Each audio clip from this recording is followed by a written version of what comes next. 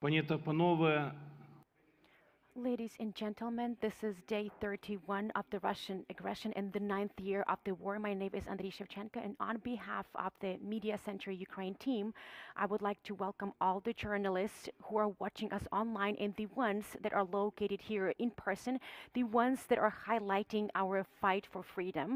I would like to elucidate some of the topics that we will be discussing today. I would like to draw your attention to the situation in the town of Slavutych. This is a town where the staff of the Chernobyl nuclear power plant live. The town was captured by the Russian occupiers, or at least there was an attempt to take the town. The town mayor was abducted, and right now there are protests of the local population against the Russian occupation. This is a situation that poses an additional threat to the Chernobyl nuclear power plant, and this plant was under attack by the Russian forces since day one of the Russian aggression. And now I would like to get down to the conversation with our interlocutor, who is Mr. Oleksiy Chernyshov, Minister for Communities and Territories Development of Ukraine. Greetings. Good afternoon, everyone. I would like to start with a short summary of the first month of the Russian invasion. How would you evaluate the damage caused by the Russian invaders for the Ukrainian communities and territories, at least the ones that you are in contact with? Thank you, Andriy.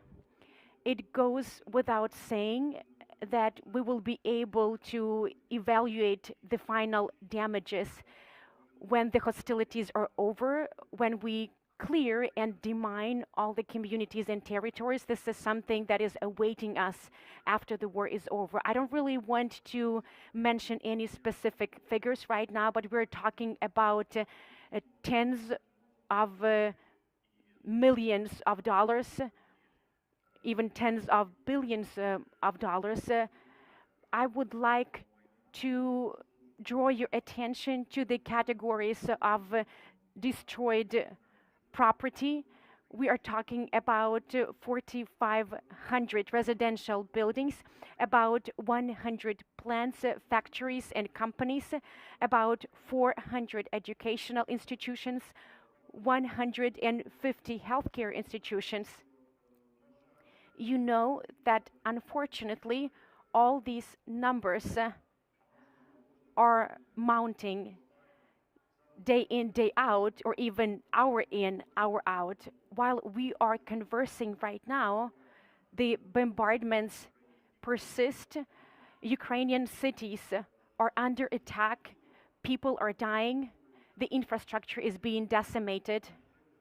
Just one example that I would like to illustrate. Let's analyze the situation in the city of Kharkiv. According to the data from the Kharkiv city mayor, upwards of 1,000 residential buildings have already been destroyed. We're talking about multi-story buildings and apartment blocks. And this list and the scope of destruction, unfortunately, is going up on a permanent basis. You are well aware of the situation in the town of Mariupol. The entire town is basically flattened, and we're talking about 2,000 facilities of residential housing. Most of these are apartment blocks and multi-story buildings. But once again, let me reiterate that we will be able to do the final math once the military action is over. And unfortunately, as I have already mentioned, we are talking about dozens of billions of USD in damage. But it's all about human lives. It's all about lost health of our people. These are the horrendous consequences that we are incurring right now. Well, if you try and assess what these barbaric military actions were targeted at, they were interested in military infrastructure in the first place, but basically since the first days of the war, they also started targeting residential and civilian infrastructure. Is there any logic there, or maybe it's just their barbarism trying to destroy our civilian infrastructure and break our spirit? You are right that their main purpose right now is to break the Ukrainian combat spirit, to break the Ukrainian civilian population, but they are failing and they will not be able to do that. Take my word at it.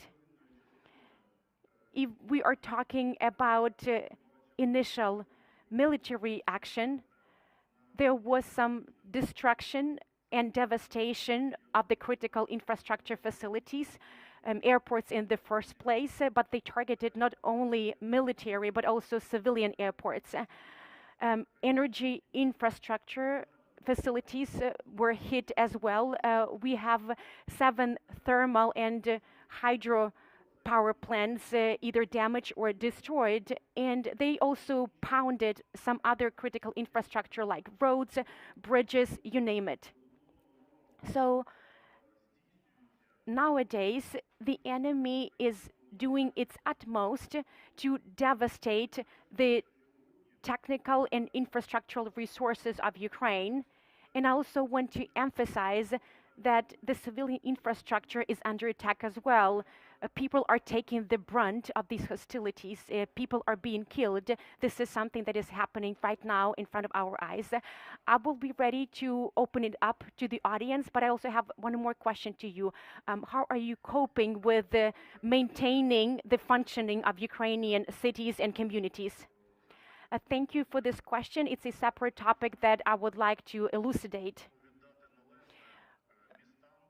Credit should be given to those cities that took the brunt of the Russian aggression.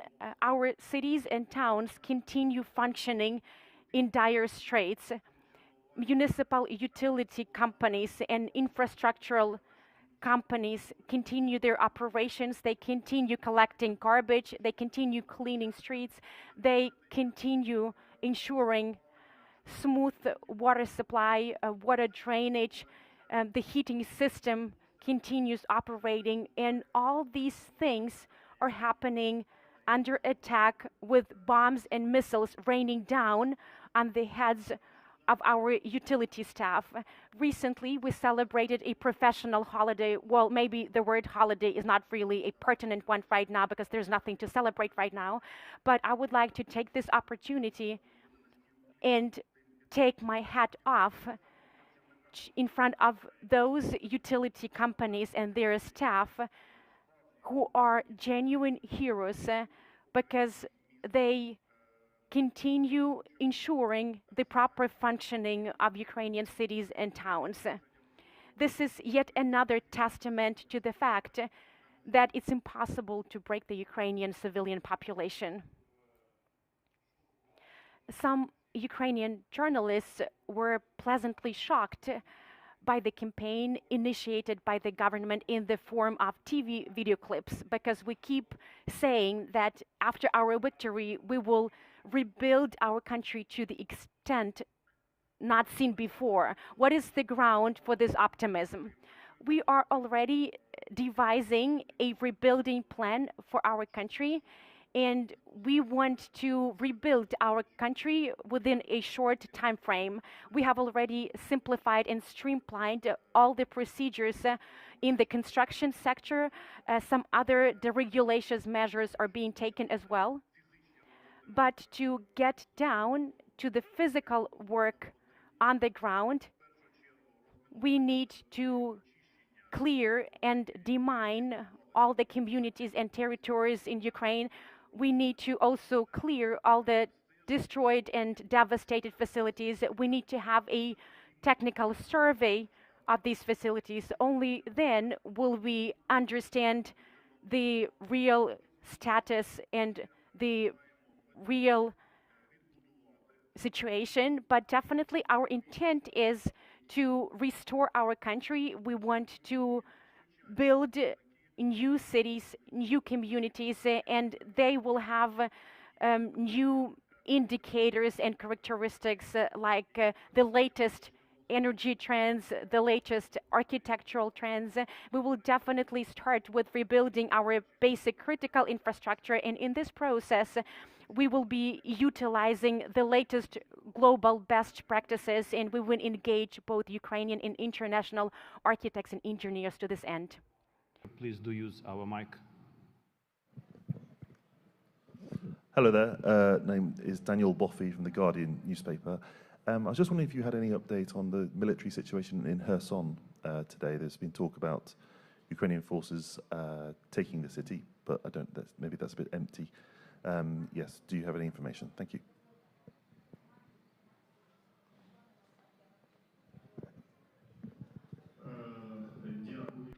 Thank you for this question.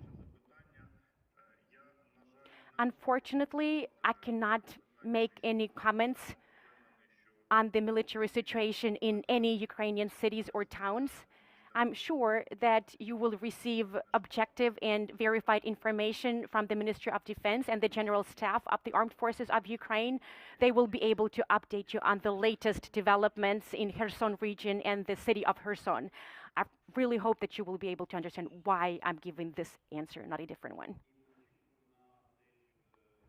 And we are waiting for an update from the General Staff that will happen at 6 p.m. Kiev time. Моє останнє запитання буде. My last question is as follows. What has changed in your life as a minister after February the 24th? What about some changes and transformations in the functioning of your government and your colleagues?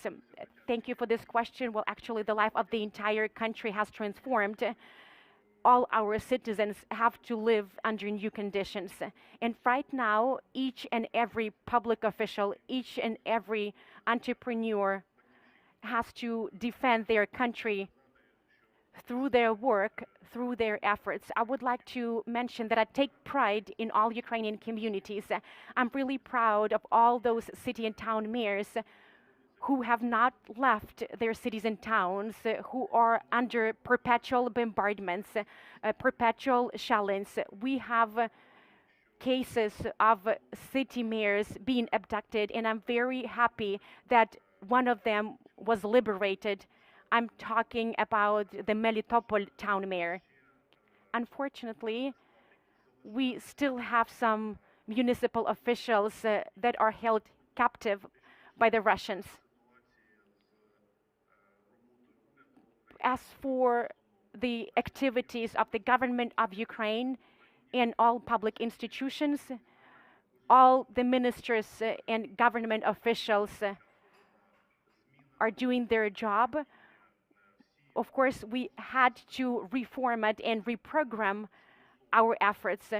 Right now, we are gearing all our efforts towards our victory. We are doing everything possible to improve the humanitarian situation. You asked about how my life has changed since the outbreak of the war. As they say now, I have this feeling that it's been one lengthy day that started back on February the 24th, and this long day still continues.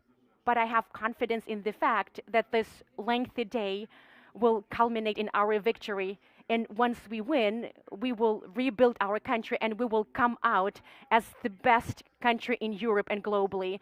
We will have even better towns, cities, and villages. Together with my team, I'm working on developing social packages and economic packages for supporting Ukrainian communities. I've been visiting Ukrainian territories and communities to see the situation firsthand, and I'm in perpetual communications with all my colleagues on the ground. Thank you very much. That was Oleksiy Chernyshov, Minister for Communities and Territories Development of Ukraine. The upcoming events of the day. At 1:30, we'll be joined by Mykola Solsky, the newly appointed Minister of Agriculture. We are going to talk about the food supplies situation in Ukraine and about, and about threats for the food supply chains on the global scale. And at 2:30, we'll be joined here in person by Oleksandr Kamyshin, who is the CEO of Ukrainian Railways. And we'll be talking about evacuation of Ukrainian IDPs and about other roles that Ukrainian Railways have been playing since the beginning of the Russian invasion. Thanks for being with us. Stand with Ukraine.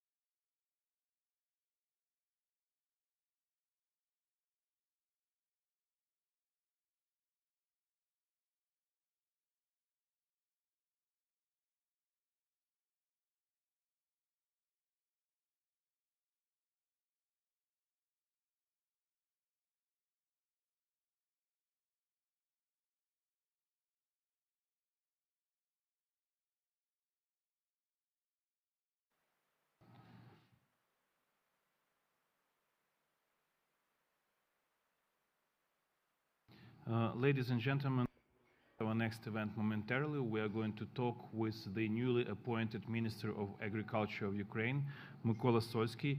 And just as a reminder, at 2:30 p.m., we are going to have here in person the management team of Ukrainian Railways.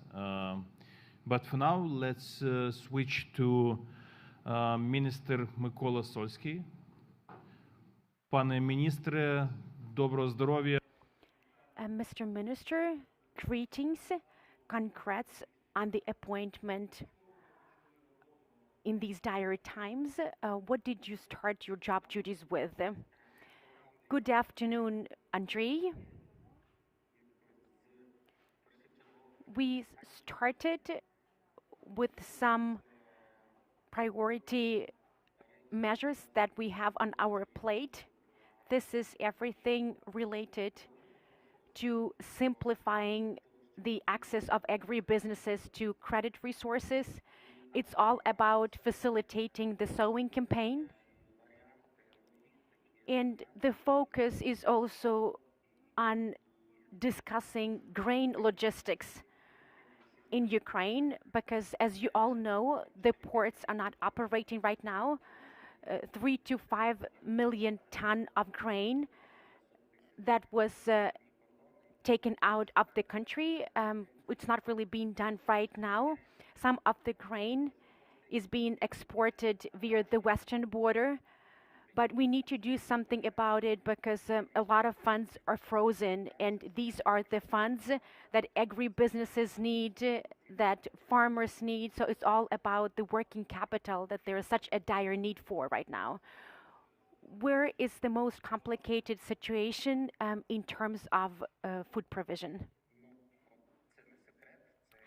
Well, I don't think that I will reveal a secret now. The most complicated situation is in those areas that are adjacent to the front line. From a geographic perspective, I'm really sorry, but I was not able to hear you. My internet connection is intermittent. From a geographic perspective, are there any cities or regions that evoke most concern? The number one concern is the town of Mariupol. Also, those cities and towns that are very close to the front line in Donetsk and Luhansk regions. Some of the communities around the town of Mariupol. The situation is quite challenging in the city of Kherson and the city of Chernihiv. I cannot really disclose all the information right now. We are doing our utmost to elaborate required decisions. A lot of initiatives are being implemented, and I'm very grateful to the people, the national government and local governments for their proactiveness, and some measures, even partial ones, are being taken. I would like to add something for our journalists. We are dealing with 3 groups of challenges right now. There are areas that are still controlled by the government of Ukraine, and the challenge there is to redistribute food supplies and deliver them to the right places.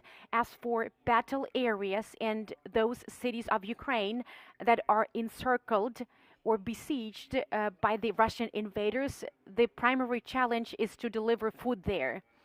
And as for the occupied territories, we have what is called a tribal land, meaning that we're not really sure what the situation in terms of food provision is there right now. If there are any questions from the audience, we will be ready to take them. But I have a question. How do you evaluate the impact of the war and the Russian invasion on the global food markets? This impact is straightforward and significant, and the situation will be exacerbated day in, day out. Because with each day, there will be less and less grain on global markets. All the grain that had to be exported from Ukraine to the global markets will be shrinking because the plan was to export about 3 to 5 million tons of Ukrainian grain on a monthly basis, but we will not be able to deliver that, and we will have some challenges with the new harvest and the new yield. The global markets rely on the yields in South America, but still there will be a disbalance. $4+,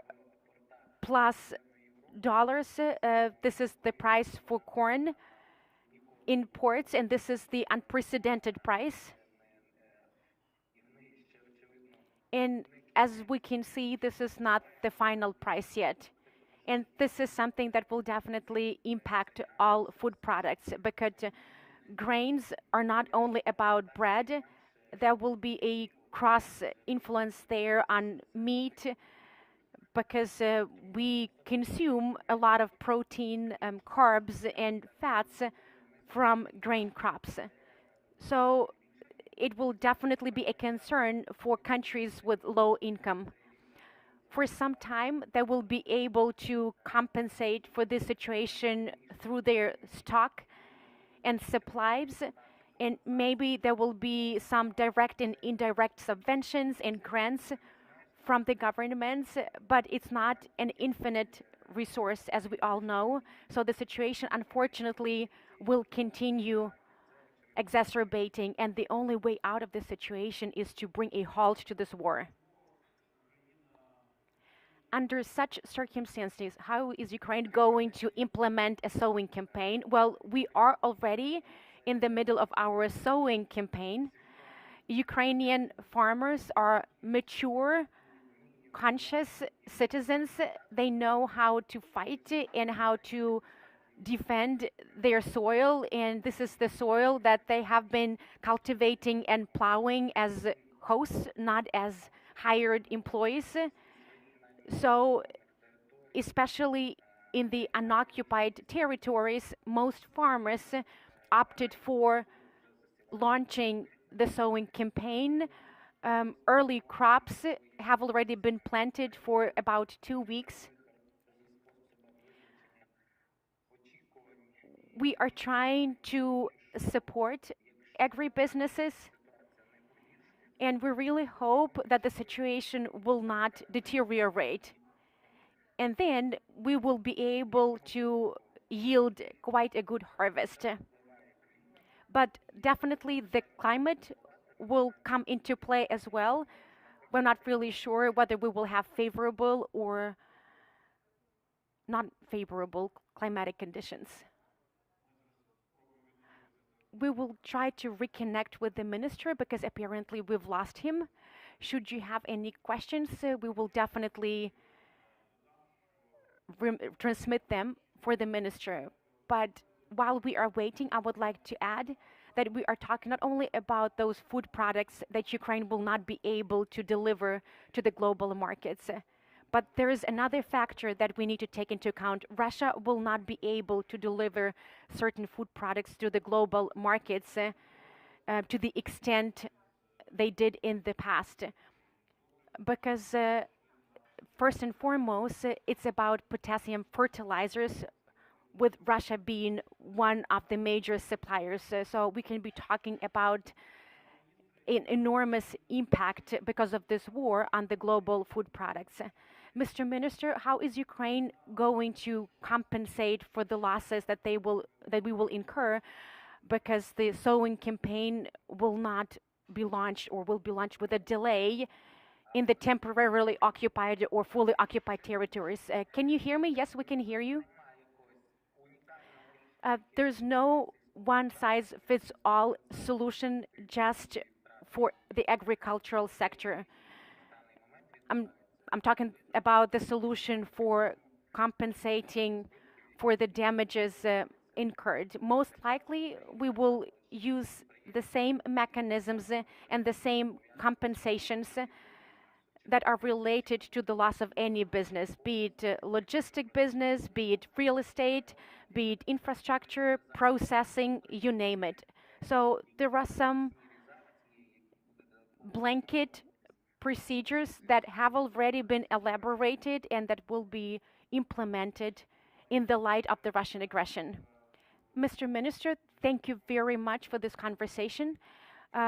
We had a conversation with Mr. Solsky, who is the newly appointed Minister of Agrarian Policy and Food of Ukraine. Have a wonderful day, Mr. Minister, and good luck on this new appointment.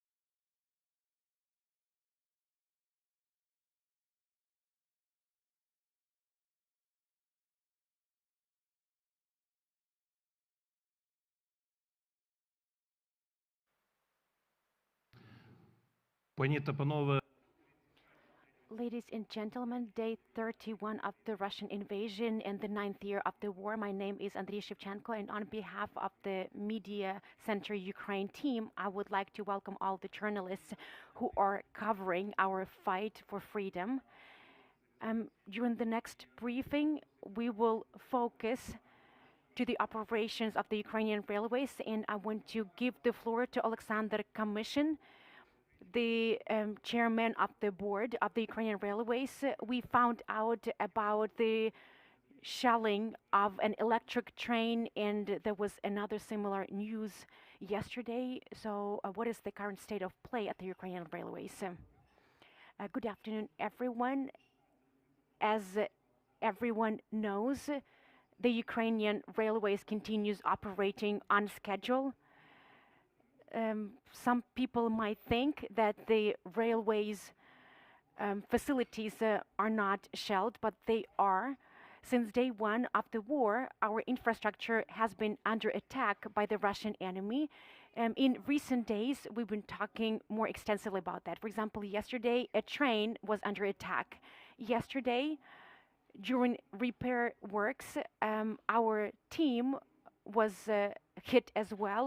One staff member died, one staff member was wounded. The Shepetivka-Kiev electric train was also shelled. One fragment hit the window, windows were shattered, and there's one passenger that sustained some injuries because of the window fragments that were flowing around. Every day, several railway stations are under attack. Every day, several depots are under attack as well. And only through the persistent and dedicated efforts of our staff, we fix and repair all the stations and facility. 5 days ago, Denis Shmyhal, the Prime Minister of Ukraine, handed out awards to 20 railways staff members that committed some acts of heroism, and 2 of them received these awards because during wartime they did a great job repairing some of the railway infrastructure after the shellings in a town in the vicinity of Kharkiv. And in 2 days, these people were back there because the area was under attack as well. So we have people who have to continue working and taking care of the railway infrastructure despite the shellings and airstrikes. How would you summarize the first month of the Ukrainian railways operations during wartime? The evacuation campaign is quite steady. We have already evacuated 3 million people from the east, south, and north, and about 400,000 from the west to foreign countries. The evacuation levels are going down, which means that most people who wanted to get evacuated have already done so. There are some complicated evacuation routes, so we have to closely cooperate with the local authorities. Sometimes we have to evacuate by buses first, and then we transport further by the railways. But we can see that the numbers are going down, and you will hear more from Oleksandr Pertsovsky. As for the humanitarian program, since day one of the war, we have transported multiple loads of humanitarian aid, upwards of 7,000 tons by passenger cars to the east. But what is important that the cargo transportation is going up. We have containers, we have enormous humanitarian aid. We transport humanitarian aid from Poland and other neighboring countries, and this is the humanitarian aid that is much needed in the east, north, and south of our country. Together with our team, we visited Kiev, Cherkasy, Poltava, Kryvyi Rih, Slavyansk, Kramatorsk, and Odessa. These all are large cities, and they all are in dire need of humanitarian aid. Therefore, we are very grateful to all the humanitarian aid, and we will do our utmost to deliver it to the right places. we do understand that the country has to learn to continue operating and working during wartime. We have faith in the fact that this war will be over shortly and it will culminate in our victory, but we need to set up a so-called iron economy.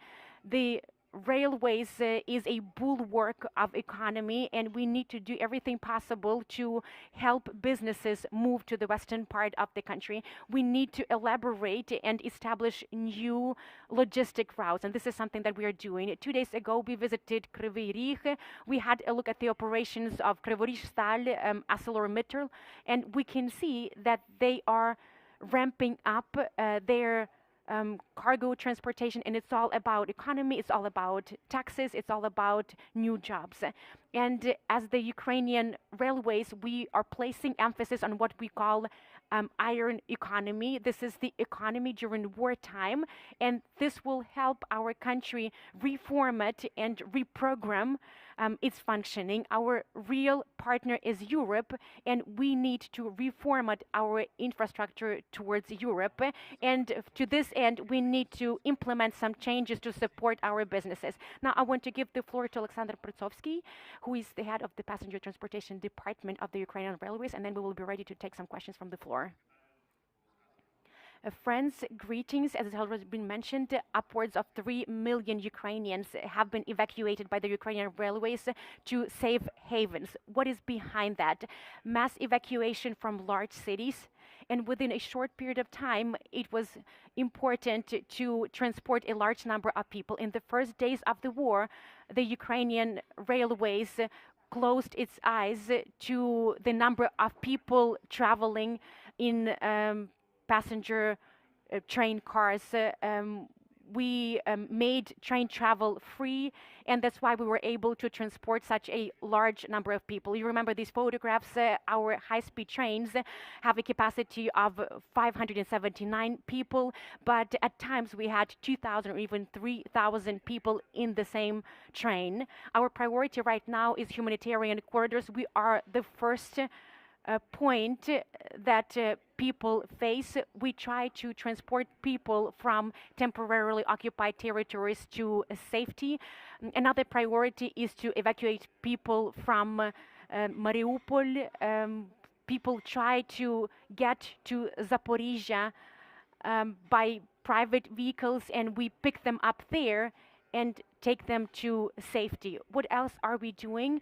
We are reorienting the flows of people who rushed to Europe in the first weeks of the war. We really want most people to stay in Ukraine, and together with regional military administrations, we're trying to understand where we can accommodate these people in Ukraine. Zakarpattia, Lviv region, also in the central part of Ukraine, Cherkasy.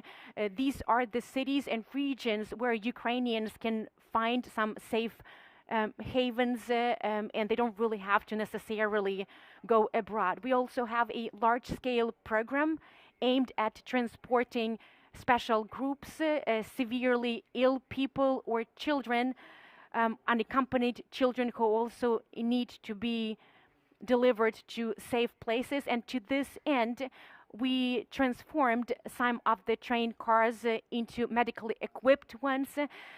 Some of them are used for medical and military purposes. Over 20,000 people with disabilities, children with disabilities and special needs, and we were able to evacuate them as well. So it's not only about those people who were able to get to railway stations on their own. I also want to note that over this time, we've had several special passengers. The entire world saw an unprecedented situation. 3 prime ministers, Poland, the Czech Republic, and Slovenia became our passengers. And this way, they expressed their reverence for Ukraine, their faith in our victory. And by our trains, they traveled from the western border to the capital of Ukraine. They had high-level negotiations with the government of Ukraine. Then they went back, and they promised that they would continue coming back. So it's just another testimony that despite the war, the Ukrainian railways ensures safe travel even for some high-ranking officials. As I have already mentioned, the focus is on restoring our economy, and economy cannot prosper without human resources. We are resuming some suburban connections as well to help people get to their working places. It's particularly relevant for the capital of Ukraine because from a logistic perspective, there's a break between the left and right banks. In Kiev, we launched some electric trains there, modern electric trains that will help people travel to their working places in a safe and efficient manner, and we are doing the same thing all over Ukraine. So we are doing our utmost to transport people to their working places. That's what we call the iron economy. Any questions from the audience? Oleksandr, please join your colleague on the stage. English if necessary. Our guests can answer in English as well. Скажіть, будь ласка, скільки тонн How many tons of aid were transported and where exactly and where most? On passenger trains, over 7,000. In peak times, over 500 tons per day. As for cargo trains, 4,000. So we can have 10, 20, 40 tons per train car. But where most? To what regions of Ukraine? The distribution of humanitarian aid is carried out not by the Ukrainian railways. This is something that is done by regional military administrations, and we deliver to those places that are affected most. The east, the central part, and the south, Kiev, Kharkiv, Dnipro. I'm talking about railways, logistics, and then everything is taken to Donetsk, Luhansk regions, and Odessa by ground vehicles. Any other questions? On Pan American TV in South America. Could you tell me about the railways between here, the Lviv, the west region that connects to the capital, Kiev? You are transporting humanitarian aid, but these railways are also transporting military equipment like APCs and tanks. Do you fear this railway can be bombed and it affects like passengers and refugees because it is carrying military equipment as well? We're a peaceful company and we transport peaceful people. And those Russians, military troops, who bomb our kindergartens, school, theaters, they don't care what to bomb. If they bomb schools, they bomb railway stations, they bomb trains. Like there is no any other chance to stop bombing other objects. And I'll just add that what we can see around the country that the Russians have been deliberately targeting civilian infrastructure, and specifically our transport infrastructure, our energy infrastructure, no matter whether it has anything to do with our defense capabilities or not. Please use the mic for the interpretation. Did you have any direct hit in one of your trains from Russian shelling from the beginning of the invasion? We got tracks blasted under our trains. We got shelling of our trains. One of our employees, the steward, died because of this shelling, and another was injured. We got shelling of depots, stations, railway stations, trains, tracks, and all other sorts of infrastructure we have. And there was one specific case, maybe around 12 or 13 days into the invasion, when an evacuation train from Kiev was hit in the area of Korostin. And you can imagine civilians who were escaping the horrors of the war, and they were hit while traveling from Kiev to the safe haven of Lviv. Again, we stopped being afraid of being bombed because they started bombing schools, theaters, and kindergartens. So the trains are always under the attack. Please. Добрий день, Анна Бровко, Current Time. Good afternoon. What about the destiny of Medvedchuk's train car, is it used for evacuation or maybe it was rebuilt? We will be more than happy to receive Mr. Medvedchuk's train car, to utilize it for the children's railways, for example, or maybe for other social needs, because we cannot really use it for our usual purposes, because that requires a special taste and that requires a special character. Can you elucidate what exactly is meant? Maybe someone is not really familiar.